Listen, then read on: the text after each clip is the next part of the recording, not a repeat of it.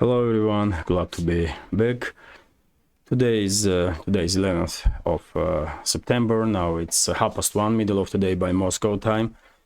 I'm Levan Gudadze, and this is my first update for a day in which I will share all the main news that are making headlines in Russian media outlets and Russian language pages on different internet platforms. There are quite a few very significant developments and news that I'd like to share with you for this moment. But before I start, let me take a couple of minutes to thank all of you for your time and attention, for your support, without which this channel would not exist, and we would not reach 17,000 subscribers, which we did, by the way, yesterday. And I forget to mention it on yesterday's update, so I will do it today. Thank you very much. Our community is little more than 17,000 now, which is for me personally it's quite achievement, because when I was leaving my everyday job in Leroy Merlin on 12th of January this year, I did not, even though I had some hopes, of course, I did not expect that we will manage to reach 17,000 within the year. It's not even a year yet. So thank you very much. Hopefully before a new year, before New Year celebration, we will reach 20,000 maybe. Who knows? But anyway, thank you very much for your attention. On my part, I will definitely try to make more interesting content, not just on this channel, but on other channels also, and develop this project as best as I possibly can. Thank you very much. That being said, let's talk about news now, and I will start with a short summary of the situation on the battlefield. By the way, today's update is late one, because I was dealing with some technical issues, and same time I was trying to learn how to do live streams. It's nothing extraordinary, of course, but when you don't know, it may seem confusing sometime, and well, I did spend yesterday and many hours today to learn as fast as I can how to conduct live streams, and if not today afternoon, then day after tomorrow I will definitely try to make first technical live stream to learn some more in real time. And yes, tomorrow I would love to do it tomorrow, but tomorrow is my birthday, so my family did invite me to go to Moscow and to take a trip on the boat on the Moscow River, and well, in early hours of tomorrow I will make a usual update, and then we will go to Moscow. So I just wouldn't have time to do a live stream, but day after tomorrow I will definitely try at least.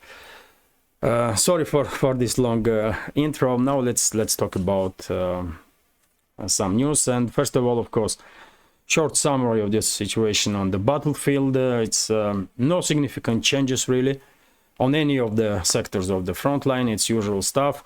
But let's go sector by sector. Kherson region, artillery duels between the sides and recon operations. By the way, Ukrainian side is reporting that they did manage to establish control over the two drilling platforms in the Black Sea, in this area on the western side of Crimean Peninsula, not far away from Zmyny Island. But I did not see any such report on Russian Telegram channels, on Russian media outlets. So this just may be some informational campaign on part of Ukrainian side. Of course, I will try to learn some more about this development, and I will share information, because from military standpoint, even though I'm not military expert, I do understand that there is no point for Ukrainian side to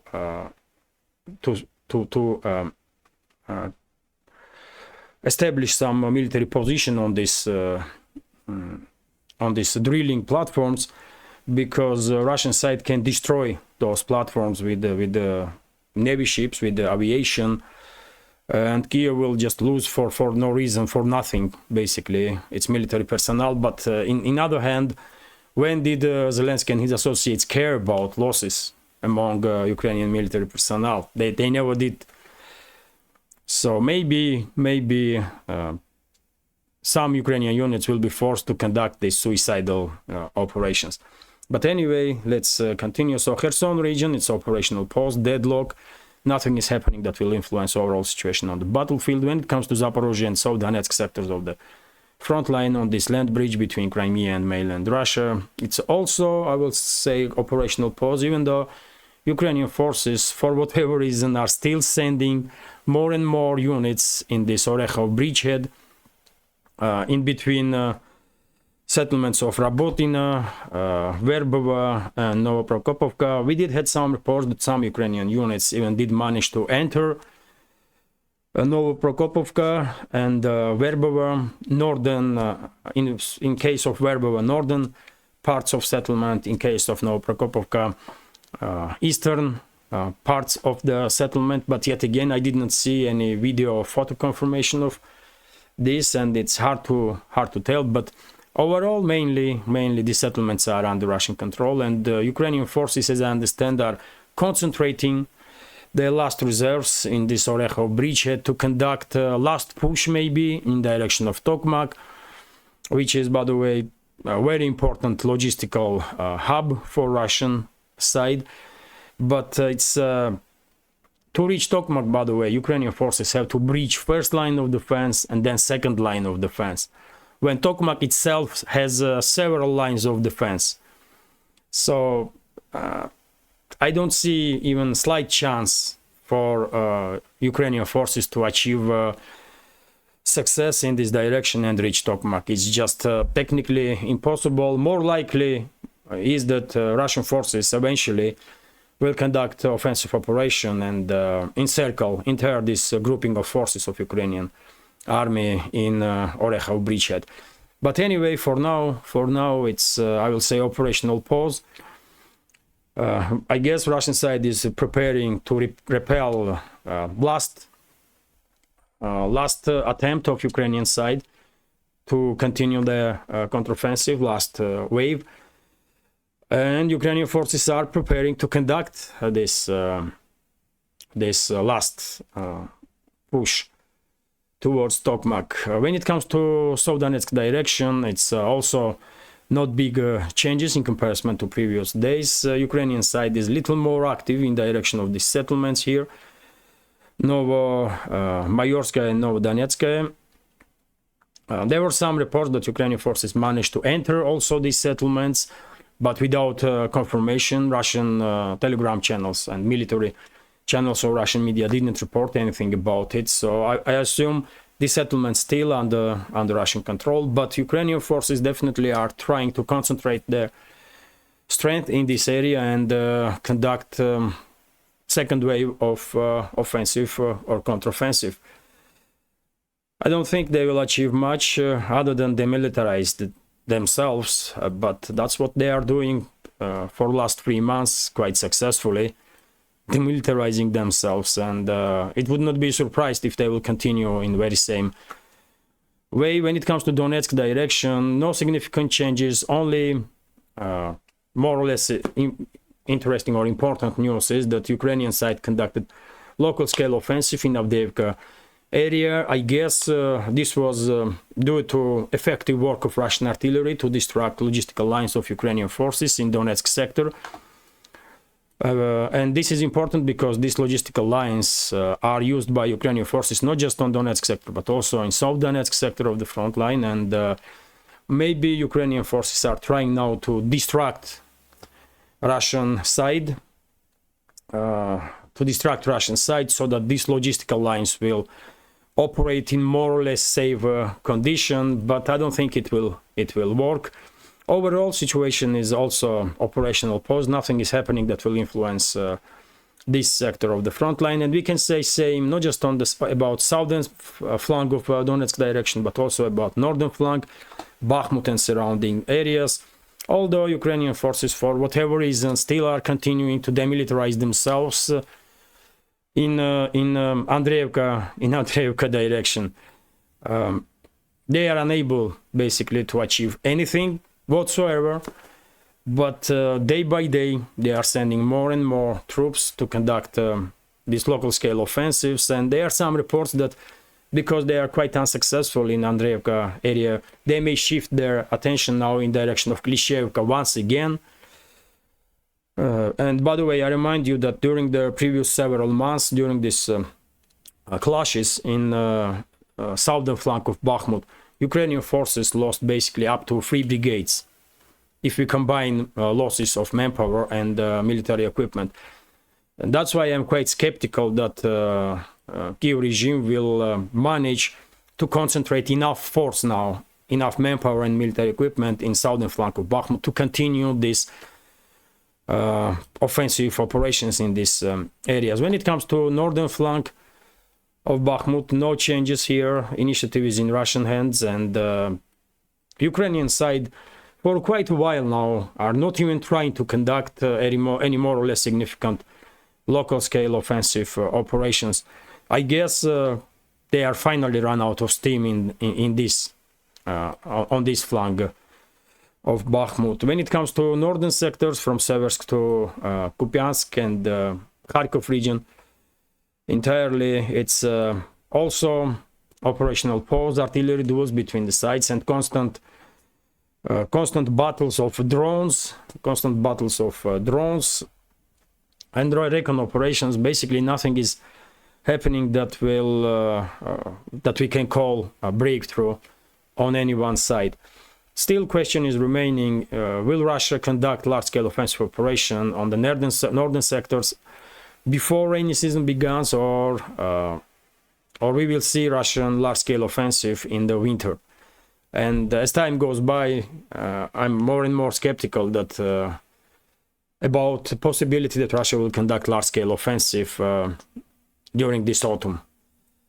But who knows? Who knows? Of course, General Staff of Russian Armed Forces are not informing me about the plans, so anything is possible.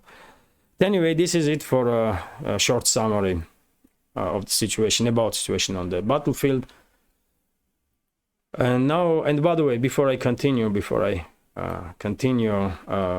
let me highlight that this channel exists only thanks to support of members of our community, and I will be immensely grateful if you will also consider to become a Patreon or to support with small donations through PayPal or Buy Me a Coffee. You will see links under this video in the description box or in the pinned comment.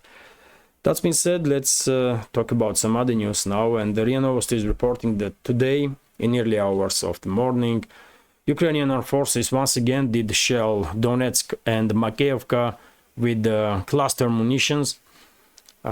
Pure war crime, but unfortunately, I don't think even single media outlet in the West will write about it or say a word that Kiev regime is committing war crimes by using cluster munition against civilian areas, Donetsk, Makeyevka, and so on. Unfortunately, this is basically everyday reality of Donbas settlements, including big cities like Donetsk is. Let's continue now. And Narishkin, head of Russian foreign intelligence, SVR, did make statement that Poland and the Baltic states are still posing some threat to Russia. He did not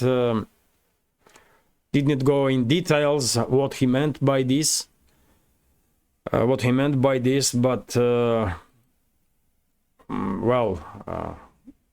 Poland and Baltic states are not really hiding that they are extremely anti-Russian. elites of these countries, they are extremely anti-Russian, and because they are under heavy control of Washington and London, they can definitely be used against Russia at any time. And of course, Moscow is monitoring situation and I guess conducting all necessary steps to secure Russia's borders and Russian citizens from any threats that are coming from Poland and Lithuania, Latvia, and Estonia. Let's continue. RIA Novosti is reporting that a British colonel did write article in the Telegraph, British media outlet, and basically Russian media did pay attention to this article, and this British colonel, Richard Kemp, I guess he's a famous colonel in the United Kingdom or in the Western world. But anyway, he said that Putin may basically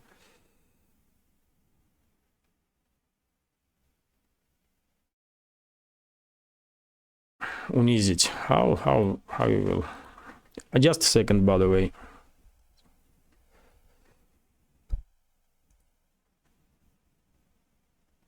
Well, Putin may humiliate Western elites with just one step, which is that if Russia will keep new regions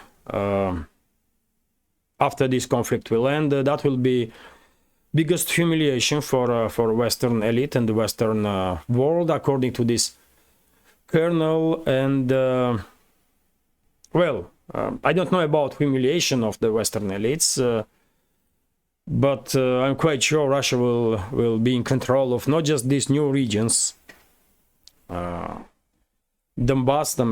LNR, Lugansk People's Republic, Donetsk People's Republic, Zaporozhye and Kherson region, but Russia will be in control of Kharkov region, Dnipropetrovsk region, and Odessa region, at least, by the way, when this conflict will end. And well, when it comes to humiliation of the Western elites, I mean, they are humiliating themselves on daily basis, really. And I don't think they need Russian help in this. They are quite successful on their own. But when it comes to a possible end of this conflict, lately, I did report that lately many politicians, media outlets are writing about possibility that conflict may be freezed in Korean, and the Korean scenario can be used for this. But I just don't see any reason why Moscow will agree on this. I just don't see this scenario feasible or realistic. But anything is possible. Anything is possible, and I guess this British colonel is talking about exactly indirectly about such a scenario when this conflict will be frozen and Russia will remain in control of these new regions. But I'm quite sure, as I said many times before, that once this conflict will end, and this conflict will finally end at some point, Russia will be in control of entire Ukraine, with the exception of western regions. I will give it with 99%, by the way. I will give it 99% that Russia will be in full control of most of Ukraine, with the exception of western regions, because western regions will become under control of NATO member states, Poland, Slovakia, Armenia, Hungary, and some others that will support these states to establish control over the western regions. That's my reading of big picture, although I can be wrong. Who knows? But that's how I see situation, and I will leave, as I mentioned many times before, I will leave just slight chance that Kiev and surrounding areas may remain as a landlocked quasi-independent state on the name of Ukraine. But yet again, why would Moscow allow that to happen when it's obvious that that quasi-state will be under full control of Western so-called elites and will be used against Russia as a constant threat for Russia? But anyway, let's continue. By the way, we have reports that today Sea Breeze 2023 will begin in the Black Sea, in the Danube River and Danube Delta. And this is quite interesting. This is quite interesting because, by the way, probably you are familiar with a blogger, Emil Gossman. You can see link to his channel on under my video in the description box in recommendations. That's it, by the way. And several days ago, Emil did said in one of his updates that he sees quite possible that during this military exercises, Sea Breeze 2023, in which not just Romania will participate, but also US, also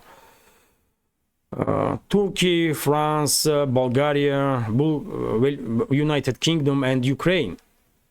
So Emil, who is, as I know, Romanian and knows much better than I do everything about Romania, he was worried that during these exercises some provocations may happen and Romania may end up in a direct confrontation with Russia. And he was worried that Western so-called elites may use Romania to further escalate with Russia. And even though I'm a little skeptical that Western so-called elites are so crazy that they will conduct some provocations against Russia during these exercises and will provoke direct conflict between Romania and Russia and eventually between NATO and Russia. But anything is possible, by the way.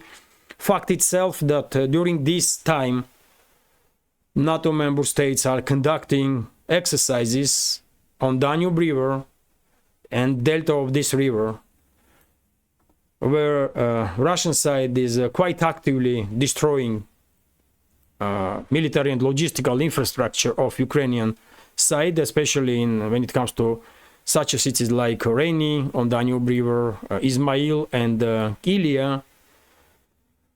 Well, timing is saying volumes in this case, and maybe Emil is absolutely correct, and some provocations will take place during next several days. By the way, these exercises will start today and will continue until 15th of September. So I will of course monitor closely developments in regards to this exercise, and I will share information in my updates and on my Telegram page. Let's continue now. And Commerçant News paper is also reporting that NATO will conduct large-scale military drills in Europe, in which they will work on scenario of Russian intervention in Europe. Once again, these Russophobic idiots that are running Western world basically and ruining Western world, they have seems like they have some issues with even fantasy, and they didn't manage to come up with any more or less realistic scenario, and they are now gonna pump up this anti-Russian hysteria by conducting military exercises in which they're gonna repeal or repel Russian theoretical Russian invasion. What idiots, man, really. Did Russia even once threaten EU with invasion or any EU country? No. Not even once, by the way. Why should Russia even think about this kind of stuff? I mean, for what? But these Russophobic criminals that are running Western world, it seems like at least some of them are beginning to believe in their own lies, in their propaganda, and they may now truly think that Russians and Russian government only thinks about destroying Western world and invading Europe and such a crap, man. But unbelievable. But when in reality, by the way, I don't think you will find many people in Russia that even cares about such a or thinks about possibility to invade Europe, man. This is too crazy, man. Too stupid and too crazy. No one thinks about that in Russia. No one needs it, by the way. But anyway, let's continue. And people gonna laugh, man. If you conduct like interviews on the streets of Russian cities, people gonna laugh when they will hear that in Western so-called elites are thinking that there is chance that Russia will invade Europe. Crazy. But anyway, let's continue. And RIA Novosti is reporting that according to some sources of this news agency, Putin and Erdogan in fairly short time will yet again have a talk by phone, and they will discuss grain deal. Well, Erdogan is not stopping, by the way, isn't it? He is not stopping. He wants this grain deal to be resumed because it's very important for Turkish economy. Russia is very clear, isn't it? Russian government is very clear. If Russian interests and if obligations towards Russia by Western so-called elites will be fulfilled, then grain deal will resume its work. It's not a big deal, but will Western elites fulfill their obligations? That's the question, and I'm quite skeptical about possibility that they will.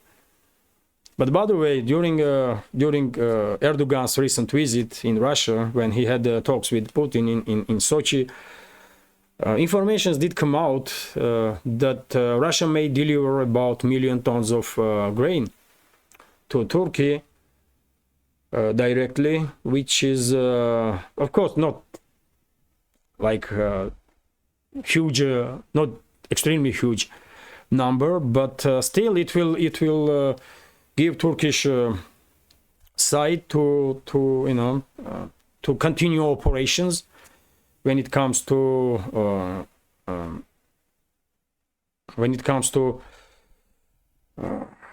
producing flour and exporting flour, and to make sure that this industry in Turkey is busy and has some job to do, and workplaces are safe. But after all, Russia cannot pay for Turkish economy, man. Russia should first of all think, and Russian government should think about its own interests. But fact itself that Erdogan is not stopping is becoming funny at this point. It's kind of laughable because I mean it's almost on a daily basis we are receiving information that Erdogan is talking about grain deal with this and with that, and he's not stopping. But anyway, let's continue. And I can understand, by the way, Turkish economy is in a very difficult situation, and Erdogan, they definitely don't want to see that some industries, in this case industry that are working on grain and working on production of flour, is experiencing some difficulties and layoffs. But it's not really Moscow's problem, really. I mean, Russia is quite supportive of Turkey in many ways, and but after all, first of all, Moscow should think about Russia's interests. And by the way, also very interesting information from RIA Novosti. 29 minutes. I will go through headlines. So RIA Novosti is reporting that Lavrov, head of Russian Foreign Ministry,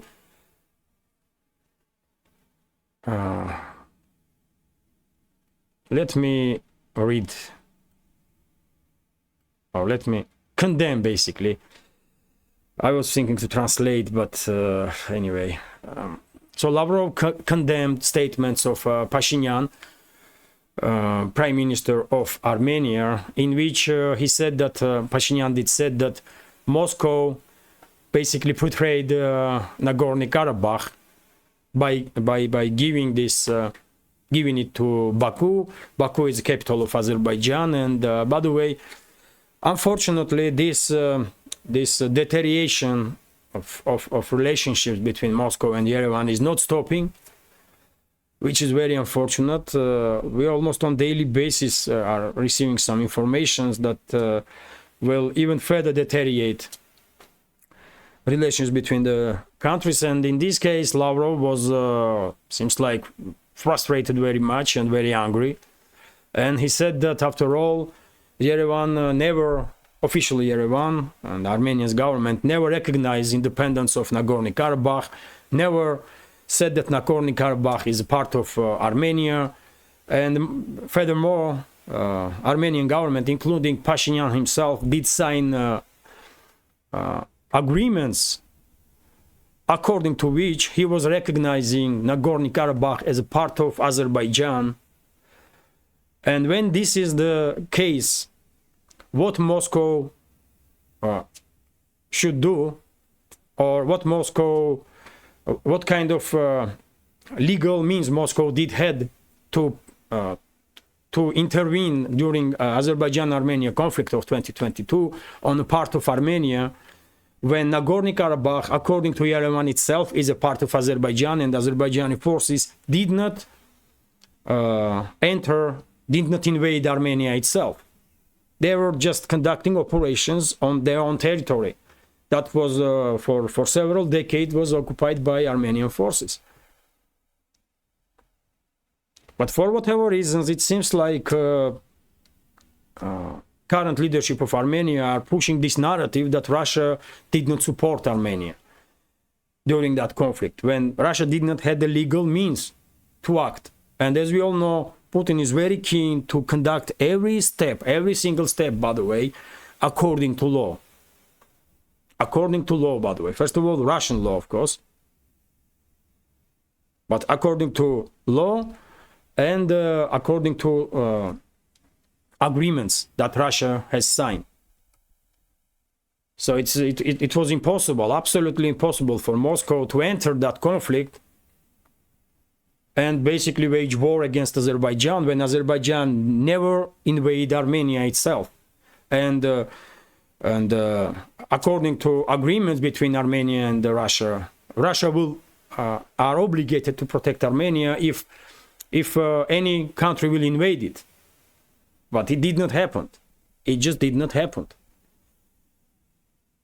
And many people, of course, do understand this, but this current regime in Yerevan, for whatever reason, are pushing this narrative to create this anti-Russian hysteria in Armenia, that somehow Russia did not protect Armenia when Yerevan, or Nagorno-Karabakh, when Yerevan itself never even recognized independence of Nagorno-Karabakh. But anyway, very unfortunate, by the way, very unfortunate that relationships between two capitals are deteriorating in rapid pace.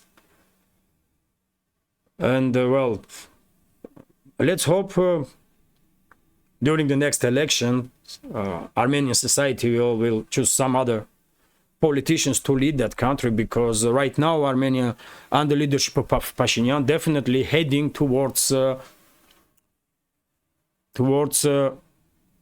disaster. That's my reading of big picture, by the way. And unfortunately, because of inadequate policies of Pashinyan, well, entire region may end up in a hot war. Entire region. But anyway, let's continue. RIA Novosti is reporting, this is quite interesting news, by the way. RIA Novosti is reporting that Russian military industrial complex may resume production of T-80 tanks. Right now, some Russian manufacturers are modernizing T-80s up to T-80 BVM level. And according to this report, Uralvagonzavod, the major Russian tank manufacturer, was basically asked to consider production of T-80 tanks. And by the way, when it comes to this tank, main difference, significant difference between T-80 and let's say T-90M is that this tank has turbo reactive engine.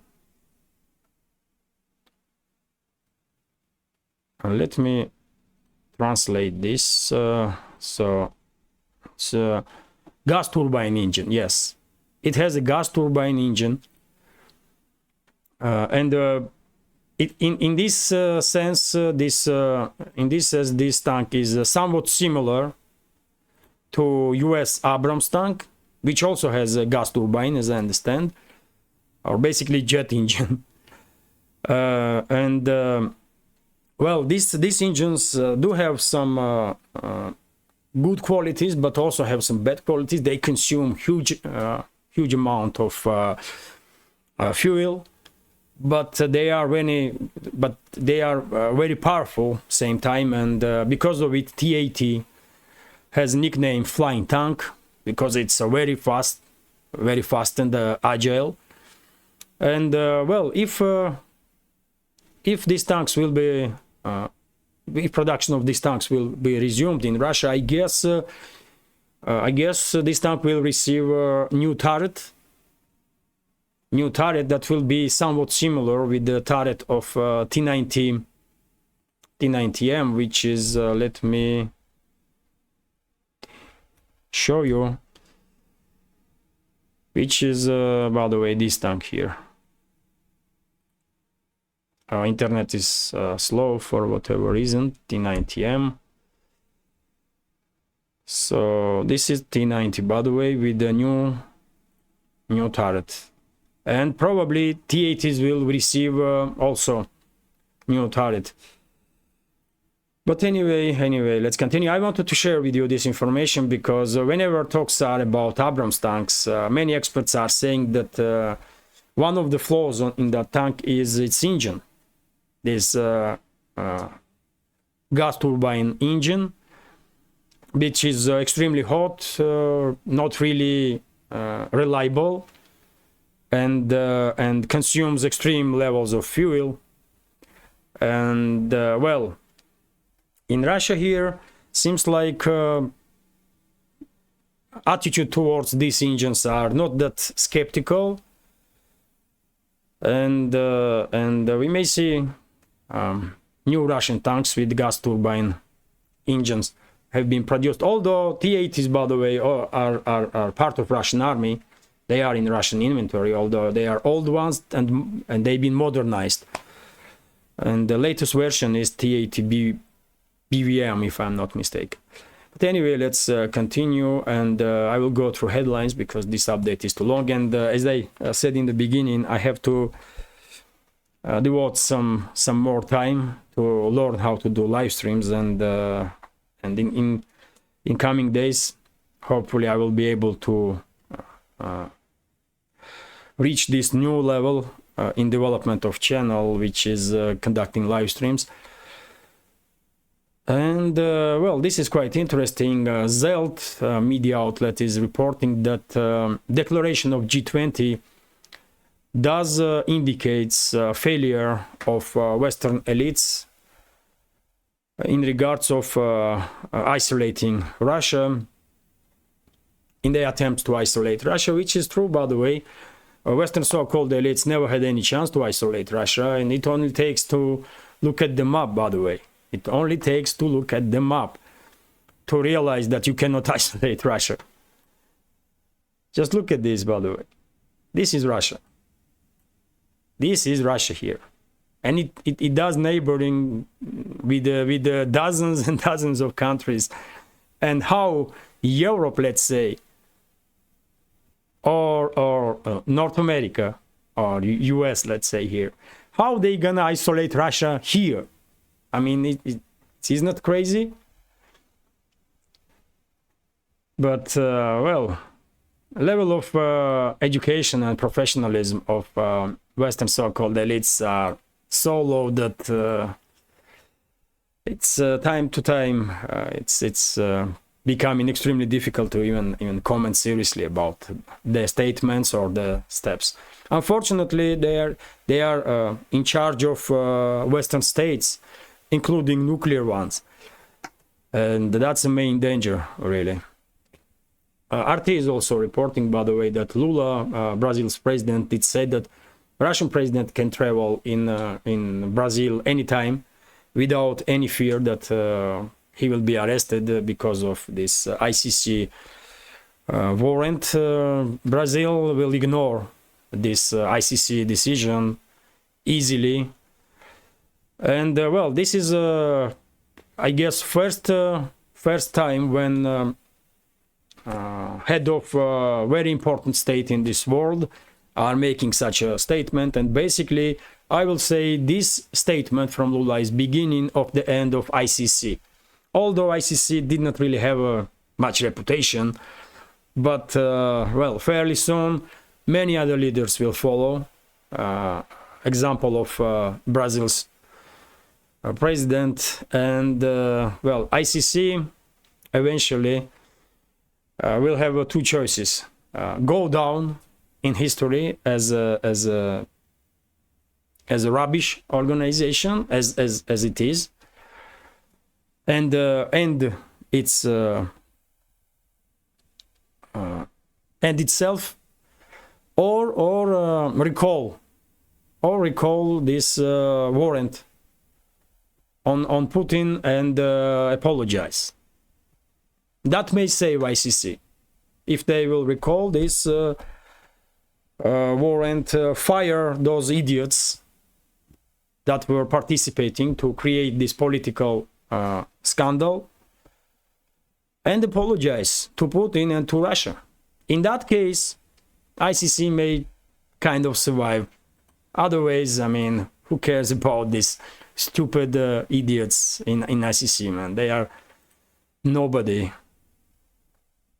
And by the way, and they didn't deserve any respect whatsoever, because you know, if they had any principles, then why they didn't issue a warrant on all the last, like, let's say 10 US presidents? Why?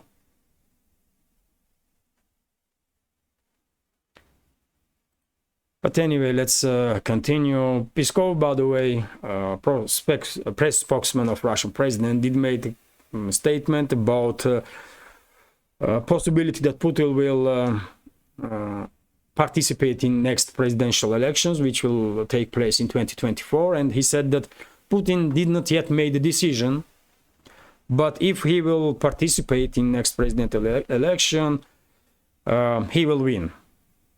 No one from opposition will manage to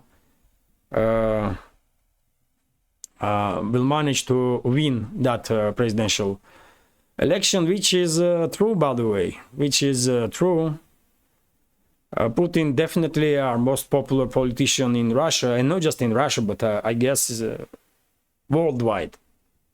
I mean, if you conduct some studies, some social studies, I'm quite sure Putin will be among top 5 most popular leaders in this world, maybe top 3. So in this case, I mean, who can disagree with Peskov? If Putin will participate, and he will, by the way, I'm quite sure, because he cannot leave Russia, he cannot leave presidency without ending this conflict in Ukraine. I mean, it would not be right in my understanding. So I guess he will participate in presidential elections, and once this conflict will end in 2024 or 2025, whenever, then he may resign. because after all, he's also old man and he may just get tired.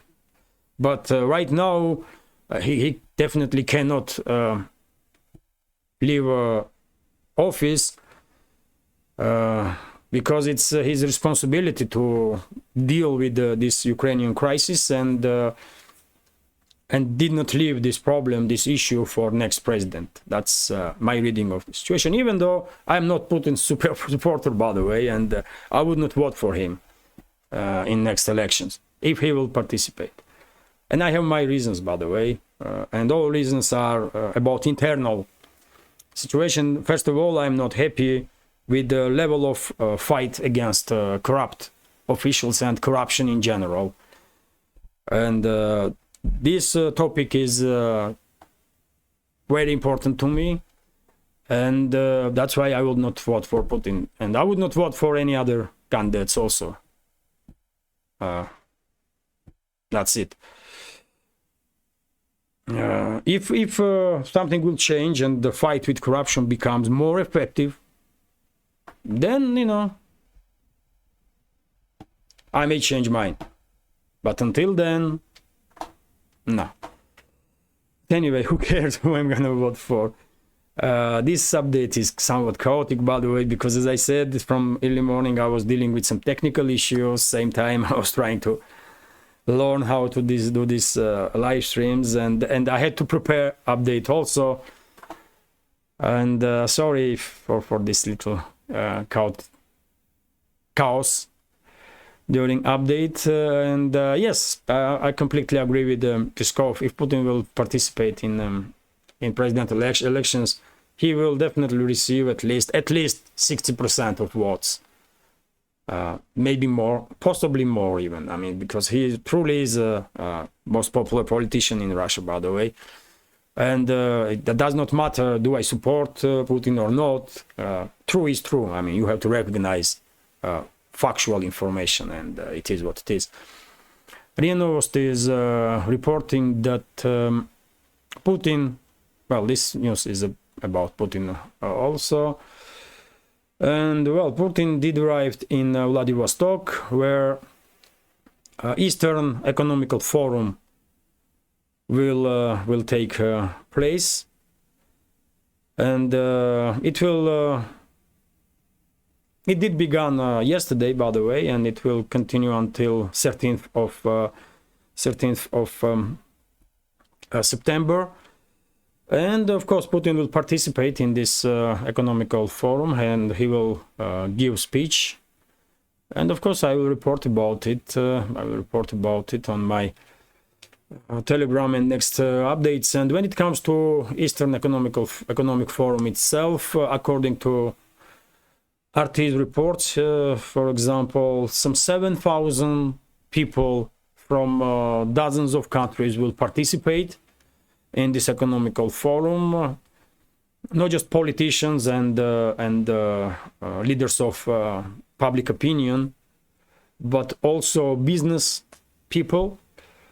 And by the way, journalists from 50 foreign countries will also participate in this economical forum, including from Western states. But for some reason, I doubt that Western media will report anything good about this economical forum or anything at all. Even though this forum itself, once again proving that Western so-called elites did fail in their attempts to somehow isolate Russia.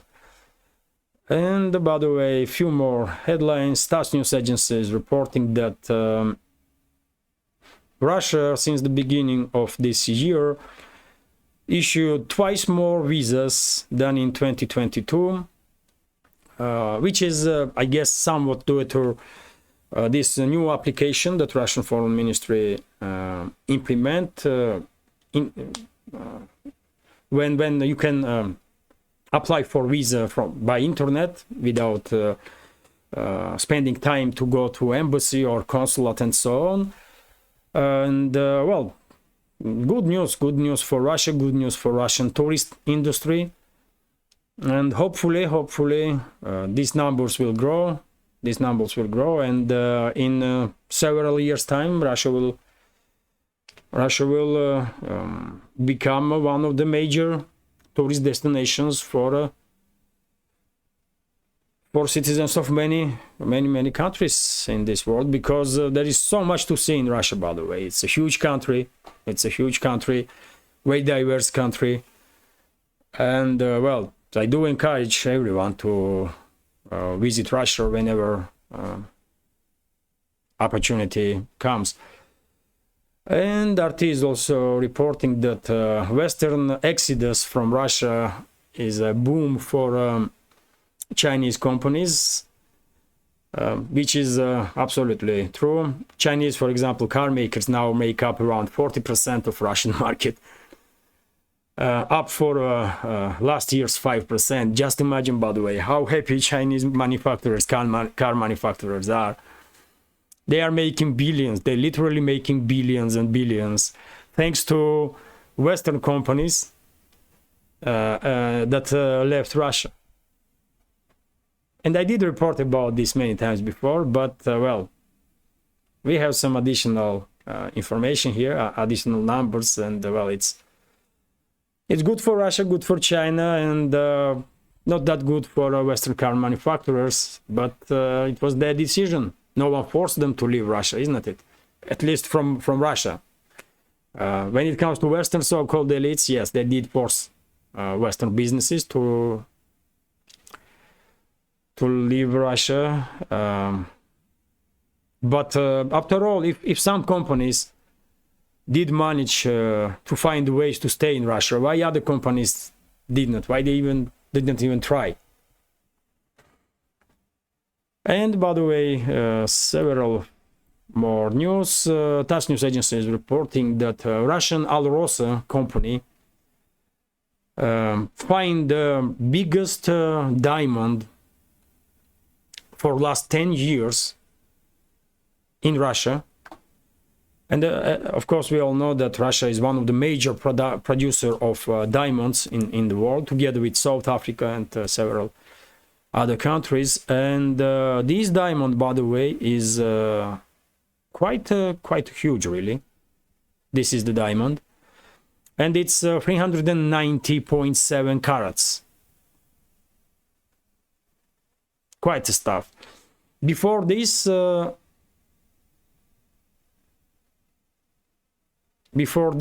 biggest diamond that was found was 401 carat diamond, and that diamond was found in 2013.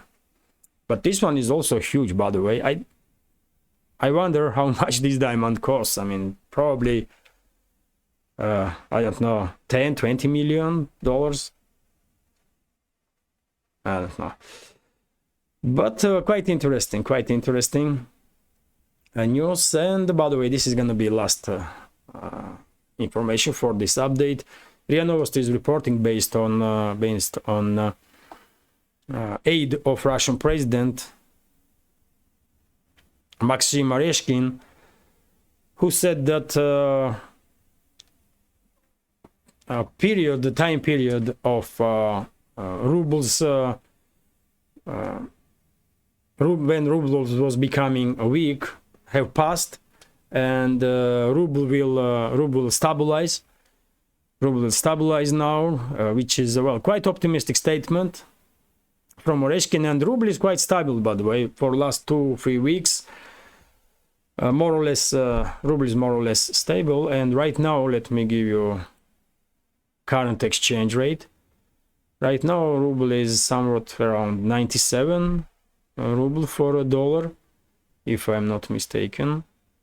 Yes, 97, 92, almost 98. And well, aid of Russian president is seems to me quite optimistic, or very optimistic, because I will say in my understanding,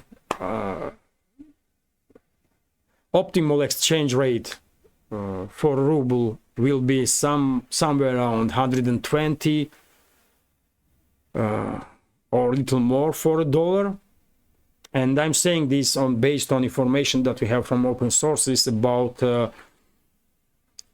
trade relationships of Russia with the world, especially with the Western world, because there was severe cut in trade with the West, and because of that, Russia did not receive some additional foreign currencies, which is necessary to have a stable currency and stable national currency. And yes, in my understanding, somewhat optimal level of exchange rate will be 120, 130 maybe rubles for a dollar, but well, Areshkin should know better, isn't it? After all, it's him that is aide of Russian president, not me. But anyway, this is it for today's update. Hopefully you will find this video interesting. Plenty of news, really. And if you find this video interesting, please click that like button, leave some commentary about any topic you like, and if you can, please share links to my videos or my channel with your friends on Facebook, Twitter, Telegram, or any other platform that you are active on. It will definitely influence YouTube's algorithm, and will help me to reach wider audience. And if you think this channel is interesting, useful, and deserves to exist in this field of news and political commentary, please consider to support with small donations through PayPal, Buy Me a Coffee, or by subscribing to my Patreon page, in which I do upload on that page on Patreon. I do upload some extra content on regular basis.